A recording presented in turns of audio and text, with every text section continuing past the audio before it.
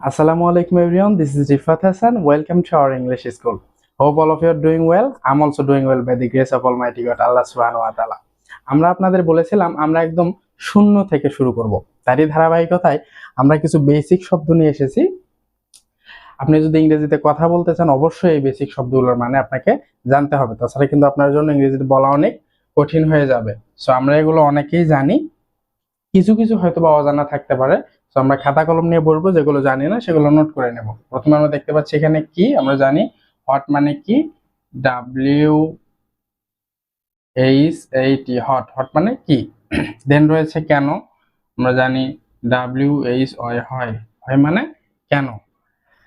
তারপর রয়েছে এখানে কেন না, হয়ের সাথে একটি নট বসিয়ে দিতে হবে, WHY, হয়, নট, কেন না। তারপর এখানে যেটি রয়েছে সেটি হচ্ছে কোথায়, আমরা জানি হোয়ার মানে কোথায়, WHERE, হোয়ার, কোথায়। দেন রয়েছে কোথা থেকে, হ্যাঁ আমরা বলি হোয়ার আর ইউ ফ্রম, তুমি কোথা থেকে এসেছো, সেখান থেকে। ফ্রম হোয়ার মানে কোথা থেকে, FROMWHERE,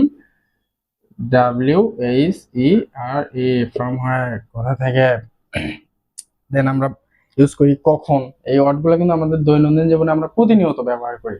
সো কখন, কখন হচ্ছে when, WHEN, when। তারপর রয়েছে কিভাবে, আমরা এটাও জানি HOW, হাউ, হাউ মানে কিভাবে। দেন রয়েছে কোনটি, আমরা অনেক সময় বলি কোনটি, কোন কলমটি, কোন বইটি, হুইচ পেন, হুইচ বুক, হ্যাঁ। So WHICH, which plus noun হবে কিন্তু এখানে, হুইচ পেন কোন কলমটি, হুইচ বুক কোন বইটি। তারপর যদি আমরা বলতে চাই কার কলমটি, কলমটি কার বা বইটি কার, সেই ক্ষেত্রে আমরা বলতে পারি whose, WHOSE, whose plus noun হবে হুজ পেন, কার কলম, হুজ বুক, কার বই, হুজ বাইক, কার বাইক, হ্যাঁ। তারপর আমরা অনেক সময় বলি কতগুলি, হ্যাঁ, কতগুলি পেন বা কতগুলি বই, সেই ক্ষেত্রে আমরা বলবো how many, HOWMANY, how many plus noun, এখানেও কিন্তু নাউন হবে। দেখুন আমরা যদি বলি হাউ মেনি ইট, কতগুলি খাওয়া, এটা কি জীবনে হবে, ভার্ব কিন্তু কখনোই হবে না, নাউন বসাতে হবে। So how many pens, how many books, হ্যাঁ, এস বাই এস হবে অবশ্যই, কজ মেনি আমরা জানি প্লুরাল, সেই জন্য অবশ্যই এস বাই এস বসবে কতগুলি। তারপর যদি আমরা বলতে চাই কতটুকু, সেই ক্ষেত্রে আমরা বলবো how much, HOWMUCH, how much plus এখানেও নাউন হবে কিন্তু how much salt, how much water, how much rice. একটা জিনিস আপনারা খেয়াল রাখবেন, মেনি কিন্তু কাউন্টেবল এবং মাস কিন্তু আনকাউন্টেবল।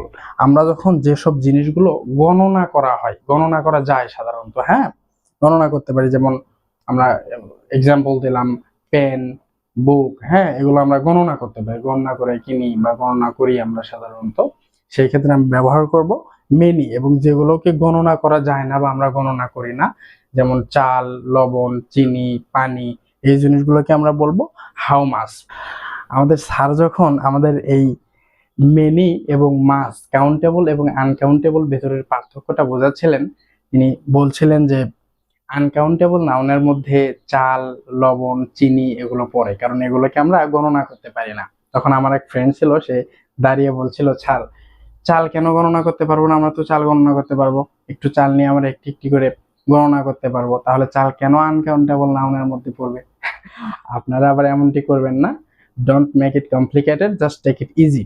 একটা জিনিস ইজি ভাবে বোঝার চেষ্টা করবেন, যে জিনিসগুলো আমরা সাধারণত গণনা করি সেগুলোকে আমরা বলবো কাউন্টেবল নাউন, এবং যেগুলোকে সাধারণত গণনা করি না সেগুলো আনকাউন্টেবল। চাল গণনা করতে পারবেন, ঠিক আছে, বাট চালকে আমরা গণনা করি, দোকানে যাই কি আমরা বলি ভাই 5টি চাল দেন, 10টি চাল দেন, 2টি লবণ দেন, এভাবে বলি, বলি না।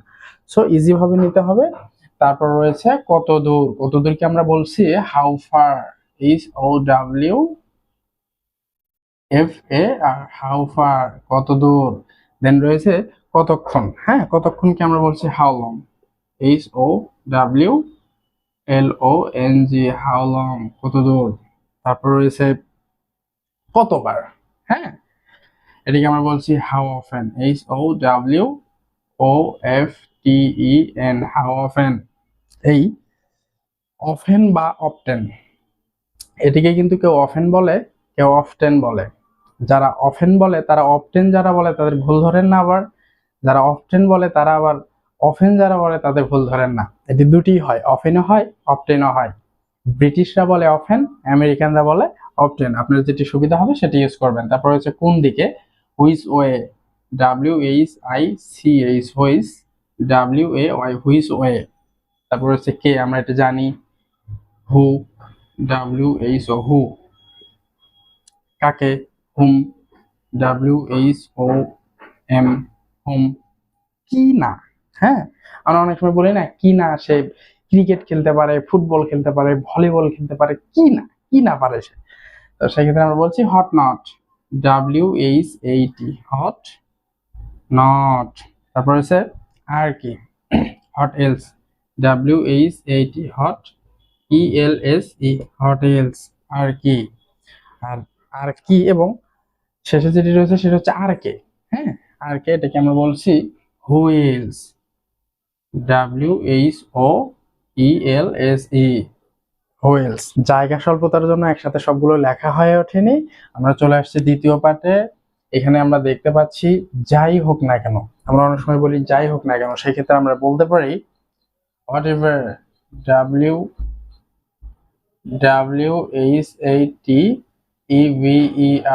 হোয়াট এভার, যাই হোক না কেন।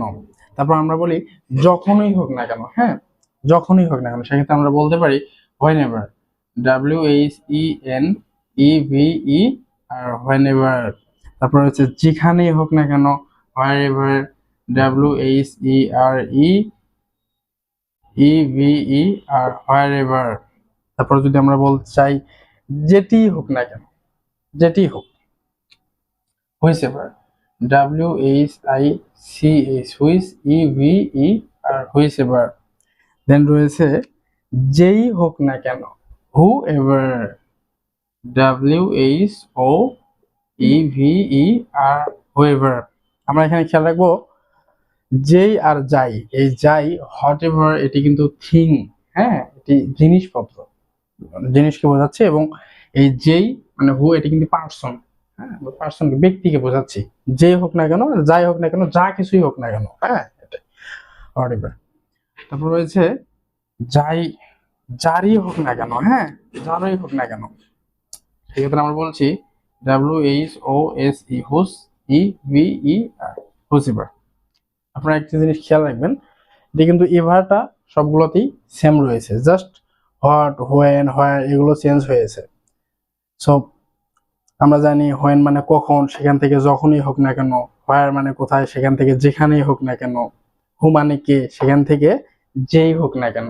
সো আমরা এভাবে বুঝে বুঝে পড়বো এবং এগুলো কিন্তু অবশ্যই মুখস্থ রাখতে হবে। আপনি যদি ইংরেজিতে কথা বলতে চান, এগুলো আপনাকে একদম মুখস্থ ঠোঁটস্থ রাখতে হবে।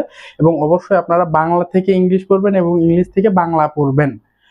যেমন যদি বলা হয় হোয়াট এভার, তখনই জানি সাথে সাথে মাথায় আসে যাই হোক না কেন।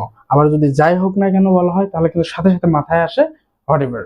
সো এভাবে বাংলা থেকে ইংলিশ, ইংলিশ থেকে বাংলা, এগুলো আমরা মুখস্থ করব। সো আজকের ক্লাসটা একদমই বেসিক একটি ক্লাস ছিল। যারা একদম বিগিনার, শুরু থেকে ইংরেজি শেখা শুরু করতে চাচ্ছেন, তাদের জন্য আশা করছি অনেক উপকার হবে।